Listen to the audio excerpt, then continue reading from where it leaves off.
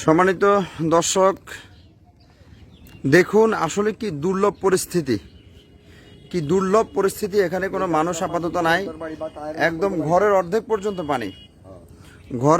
পর্যন্ত পানি, দইকান্ত। এই যে দেখেন পাড়াটা নিচে পড়ে গেছে, খেরের পাড়া, নাড়ার পাড়া, পানির নিচে ডুবে গেছে পাড়া।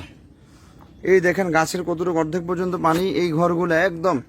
আঙ্কেল নৌকাটা আরেকটু ভিতরে ঢুকান তো, আমরা একটু আমাদের দর্শকদেরকে দেখাই কি পরিস্থিতি। আসলে দেখেন কি পরিস্থিতি। এটা দইকামতা। দেখেন ঘরের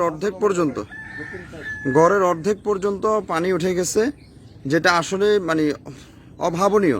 এখানে আমি নামতে চেয়েছিলাম, কিন্তু আঙ্কেল আমাকে নিষেধ করছেন যে বাড়ি আপনি ঠাঁই পাবেন না, এতটুকু পরিমাণ। ওই যে বাড়িগুলো, ঘরগুলো দেখেন একদম। ওইদিকে নেওয়া যাবে আঙ্কেল? যে নেন তো, ওইদিকে নেন।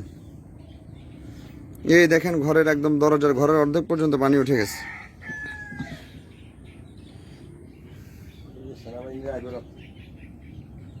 এই যে দেখেন গাছরা সবকিছুর ভিতরে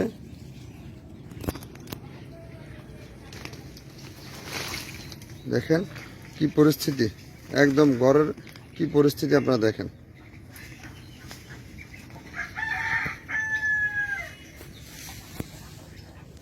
দেখেন কি অবস্থা দইকামতার। এখানে আমরা নৌকা যোগে এসেছি, এখানে আমাদের ত্রাণ সামগ্রী নিয়ে এসেছি। আপনারা দেখেন, এই যে আঙ্কেল আমাদেরকে নিয়ে আসছেন এখানে, যে দুর্লভ চিত্রগুলো দেখানোর জন্য যে আঙ্কেল আমাদেরকে নিয়ে আসছেন। দেখেন,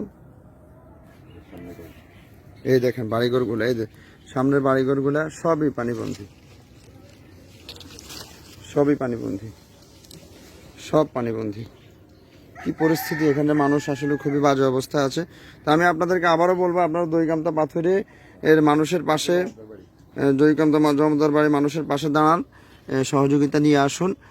শাহরাস্তির অবস্থা মানে খুবই খারাপ, খুবই নাজুক। শাহরাস্তির মানুষ ভালো নেই।